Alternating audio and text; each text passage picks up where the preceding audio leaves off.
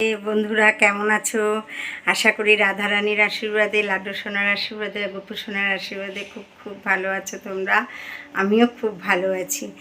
আজ তোমাদেরকে শ্রীমদ্ ভাগবত গীতার সপ্তম অধ্যায় 27তম শ্লোক পাঠ করে শোনাবো। ইচ্ছা দেশ সমুত্থেন দ্বন্দ্ব মোহেন ভারত সর্ব ভূতানি সম্মোহন স্বর্গে জানতে পরন্তপ। গীতার গানে শ্রীল প্রভুপাদ লিখলেন, দুর্ভাগা যে লোক সেই দ্বন্দ্বেতে মোহিত, ইচ্ছা দেশ দ্বারা তারা সংসারে চালিত। অতএব হে ভারত, তারা জন্মকালে পূর্ব সংস্কারের সর্বদা বলে।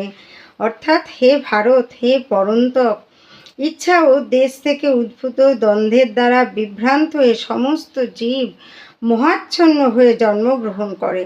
জীবের যথার্থ স্বরূপ হচ্ছে যে সে শুদ্ধ জ্ঞানময় ভগবানের নিত্য দাস।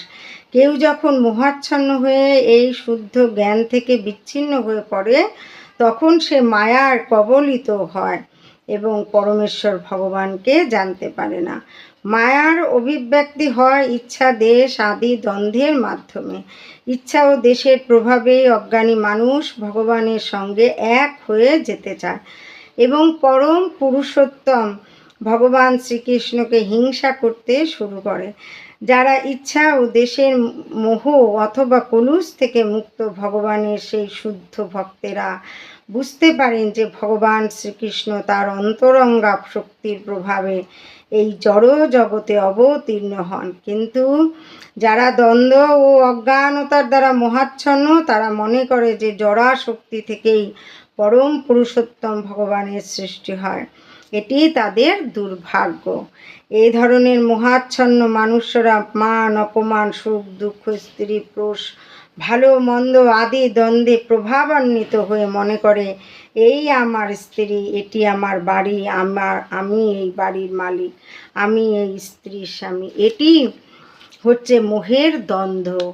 যারা এইভাবেই দ্বন্দ্বের দ্বারা মোহিত, তারা সম্পূর্ণ অজ্ঞ। তাই তারা পরম পুরুষোত্তম ভগবানকে জানতে পারে না। রাধে রাধে। আজ এই পর্যন্ত, আবার আগামী দিন পাঠ করে শোনাবো। এখন গীতা মাহাত্ম্য পাঠ করব। গীতা মাহাত্ম্য।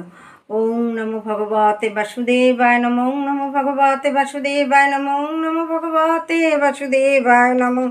সোপানষ্টদশৈরেবং ভুক্তি মুক্তি সমশ্চেতৈকমুষশ্চিত্ত শুদ্ধি সৎ প্রেম ভক্তাদি কর্মসু সাধু গীতাম ভোষি স্নানং সংসার মলনাশনম শ্রদ্ধাহীনস্য তৎকার্যং সৎস্তি স্নানং বিথৈতব গীতায়াস্ত ন জানাতি পঠনং নৈব পাঠনম সৈব মনুষ্য লোকে মোঘ কর্মকারো ভবেৎ তস্মাৎ গীতাং ন জানাতি ন ধমস্তৎ পরজন ধিক্তস্য মানুষং দেহং বিজ্ঞানং কুলশীলতাম।